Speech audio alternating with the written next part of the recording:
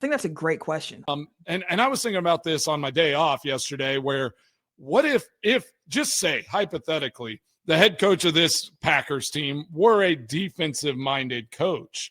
Do you think like what would the rhetoric be there? Like, would it be like, oh man, you need a new offensive coordinator? Like, this isn't going well. Like, what do you think that storyline would be? Because the defense is playing so well, like you'd almost be like, all right, it's not the head coach's problem, but because the offense struggles, obviously goes directly to Matt LaFleur. And then it's not just his offense. It's now, what is he doing as a head coach? I think that's a great question. Because if the tables were flipped and it was a defensive coach, you kind of be like, something has to be answered here. And I think one thing you hear a lot, because people always ask, like, what is the offensive coordinator doing? Especially when you have a head coach like Matt LaFleur, who's not defensive minded, but he's an offensive guy. So you're looking at it and you're like, this is supposed to be a strength. What's happening?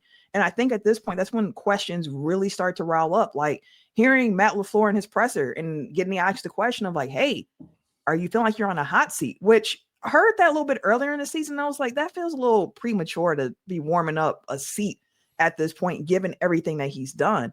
And I still think Matt LaFleur is a great head coach. It's just that Matt LaFleur has to tap back into some old Matt LaFleur bag work rather than what he's been doing now, because you're not paying Jordan Love, $55 million a year to really be a game manager. Like, he has shown this season in particular, like if you let Jordan sling it, like you're going to get some results. Again, I know he has like the interception thing people always want to talk about, but like this season, that hasn't really been a thing for Love. So I'd rather just see them kind of like let loose.